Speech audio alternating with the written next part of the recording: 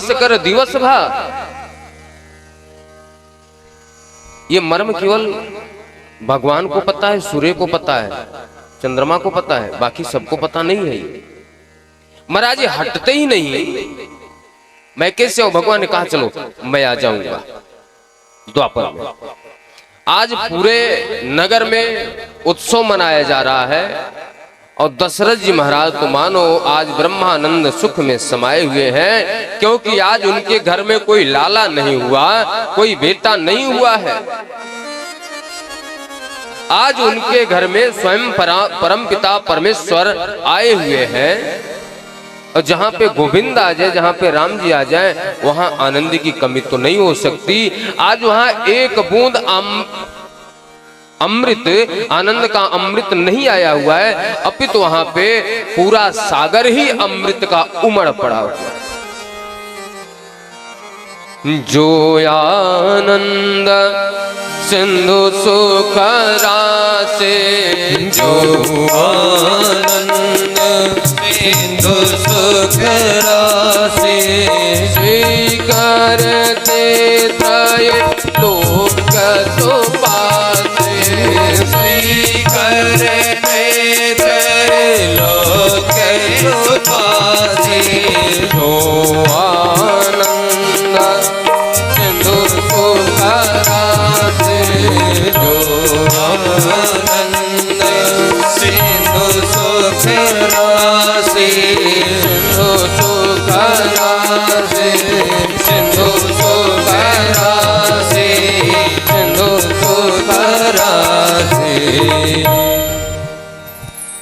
जो आनंद सिंधु सुख राशि, सिंधु मतलब सागर, राशि मतलब भंडार।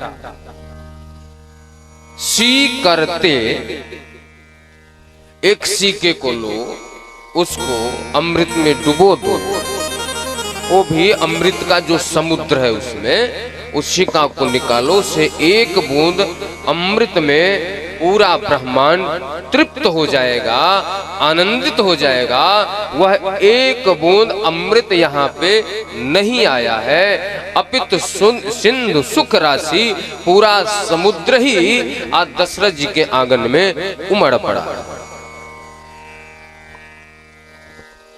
चारों भाइयों का नामकरण संस्कार।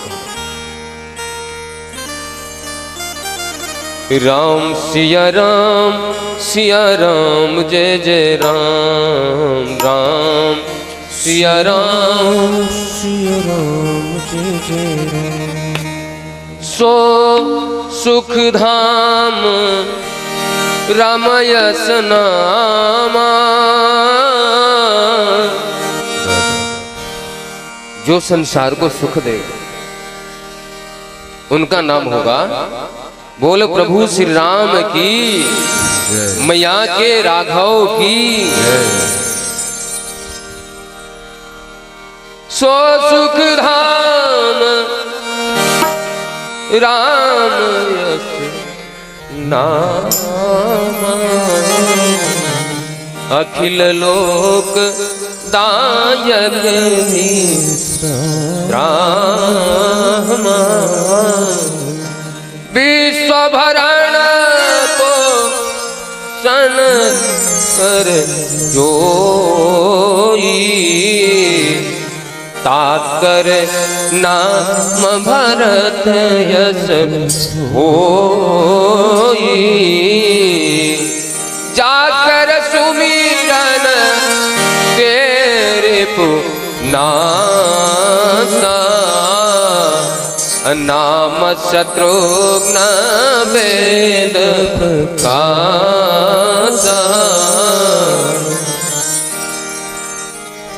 देखिए श्रीमद् भागवत महापुराण में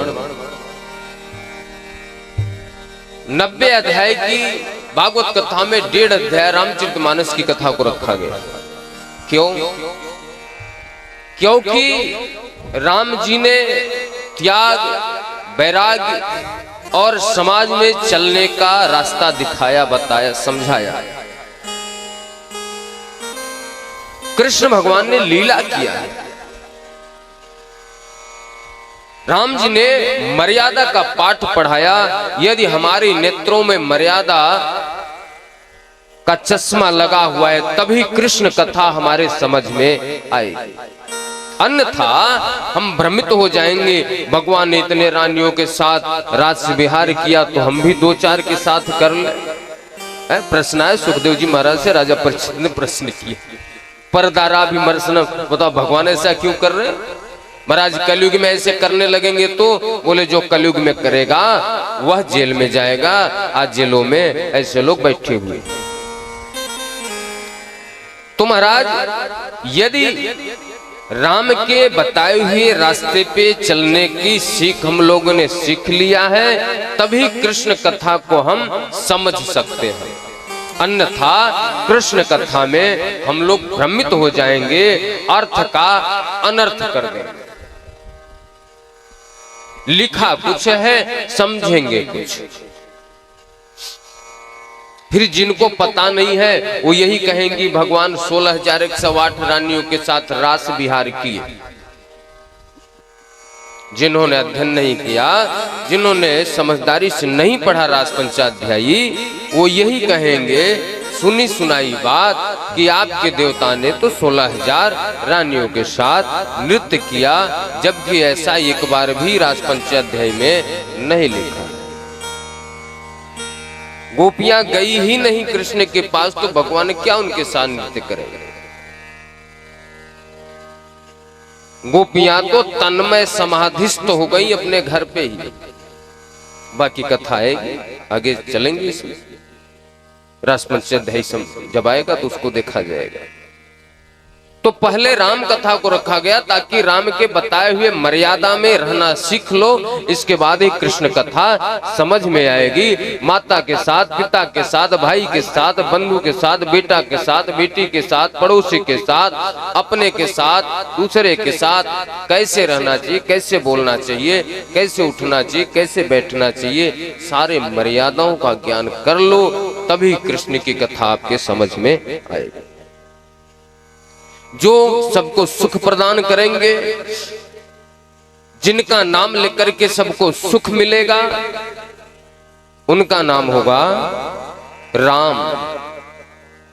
जो विश्व का भरण पोषण करेगा उनका नाम होगा, बोल भरत भैया की।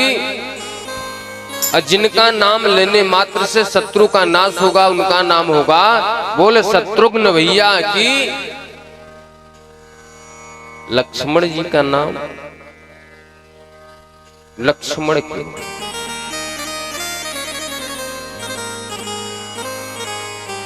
हनुमान,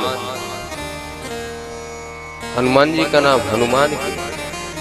दशरथ, दशरथ जी का नाम दशरथ के।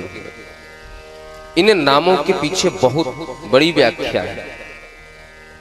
जिनके मन का लक्ष्य ही, उद्देश्य ही राम के चरणों की भक्ति है, उनका नाम होगा बोल लक्ष्मण महाराज की। जो अपने मान को, अपने अभिमान का हनन कर दिया, मार दिया, समाप्त कर दिया, उनका नाम है बोल हनुमान जी महाराज की। जिन्होंने अपने 10 इंद्रियों पे विजय प्राप्त कर रखा है, जिनका रथ बिना रोके टोके 10 दिशाओं में भ्रमण करता है, उनका नाम है बोल श्री दशरथ जी महाराज की।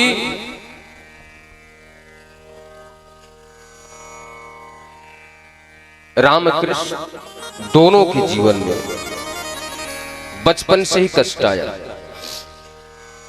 रामचरितमानस की बड़ी बहुत ही संक्षिप्त कथा हो, क्योंकि अभी कृष्ण कथा में चलनी है। बचपन से ही राक्षसों का वध करना पड़ा, साथ में जंगल में भटकना पड़ा। गुरुजी के पास ये यज्ञ की रक्षा किए। यज्ञ रक्षा करने के बाद स्वयंवर गए। स्वयंवर में परशुराम जी के क्रोध को देखना पड़ा। वहां से आए, मैया ने वरदान मांग लिया, फिर वन में भटकना पड़ा। सीता मैया का हरण हुआ। विजय प्राप्त करके आए, किसी ने ताना मार दिया, फिर से माता जी को वन में जाना पड़ा। वन में ही 2 पुत्रों की प्राप्ति हुई। पुत्र मां के साथ थे, जब पिताजी के पास आए